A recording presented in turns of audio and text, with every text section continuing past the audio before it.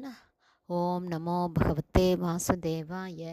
ஹரே கிருஷ்ணா. ஸ்ரீமத் பாகவதம் ஸ்கந்தம் 9 அத்தியாயம் 10 பகவான் ஸ்ரீராமரின் லீலைகள் என்னும் தலைப்பில் பதம் 23.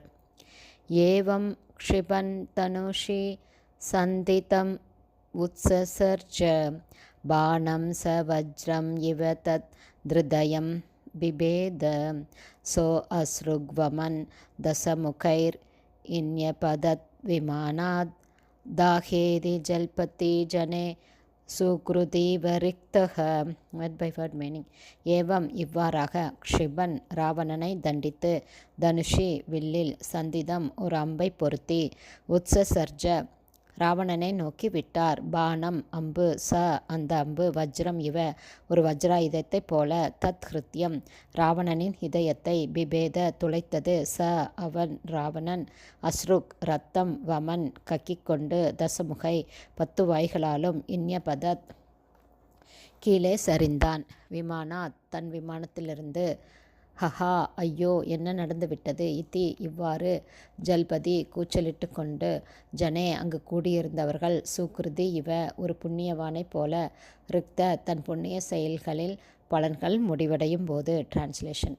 ராவணனை இவ்வாறு இகழ்ந்து கூறிய பின் தமது வில்லில் ஓர் அம்பை பொருத்திய பகவான் ஸ்ரீராமர் அதை ராவணனை நோக்கி விட்டார்.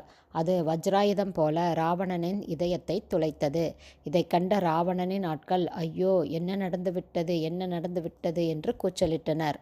புண்ணியவான் ஒருவர் புண்ணியங்கள் தீர்ந்ததும் சொர்க்கத்திலிருந்து பூமியை நோக்கி விழுவதைப் போலவே ராவணனும் தன் 10 வாய்களாலும் இரத்தத்தை கக்கிக் கொண்டு விமானத்திலிருந்து கீழே விழுந்தான். பர்பட் பை ஷில பிரபாத். ஜெய் ஷில பிரபாத். ஸ்ரீமத் பகவத்கீதை 9.21 கூறுகிறது, கிருஷ்ணே புண்ணியே ஷீனே புண்ணியே மர்த்தியலோகம் விஷந்தி. அதாவது புண்ணிய செயல்களின் பலன்கள் தீர்ந்ததும் ஸ்வர்கலோகங்களில் சுகங்களை அனுபவித்தவர்கள் மீண்டும் பூமியை நோக்கி இழிவடைகின்றனர் என்பதே அந்த ஸ்லோகத்தின் பொருள். இந்த ஜட உலகின் விதி என்னவென்றால், ஒருவன் புண்ணியங்களை செய்தாலும் அல்லது பாவங்களை செய்தாலும் வெவ்வேறு சூழ்நிலைகளின் கீழ் அவன் ஜட உலகிலேயே உழல வேண்டியிருக்கும். ஏனெனில் பாவமோ புண்ணியமோ இதில் எதுவுமே ஒருவனை பிறவிச் சக்கரத்திலிருந்து விடுவிக்காது. எப்படியோ ராவணன் எல்லா பௌதீக ஐஸ்வர்யங்களையும் கொண்ட ராஜ்யத்தின் உயர்ந்த அரச பதவிக்கு உயர்த்தப்பட்டான்.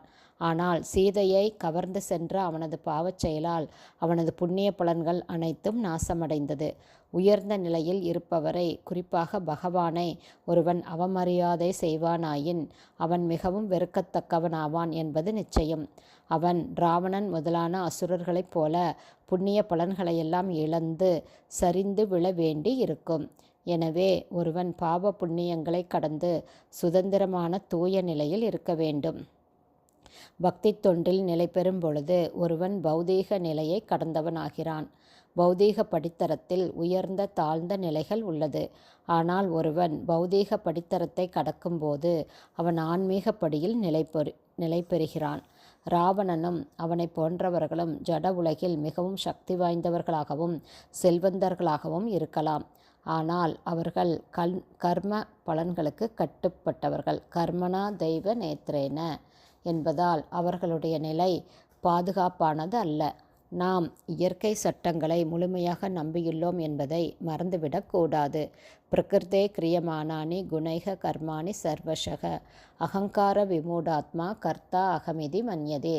அதாவது 3 ஜட இயற்கை குணங்களின் பாதிப்பால் மயங்கிய நிலையிலுள்ள ஆத்மா இயற்கையால் நடத்தப்படும் செயல்களை செய்பவன் தானே என்று நினைக்கிறான். கீதை 3.27 பகவான் கூறுகிறார், ஒருவன் தன்னை ஜட இயற்கை சட்டங்களால் பாதிக்கப்படாதவன் என்று எண்ணி தனது உயர்ந்த நிலையில் தற்பெருமை கொண்டு ராவணனைப் போல செயல்படக்கூடாது.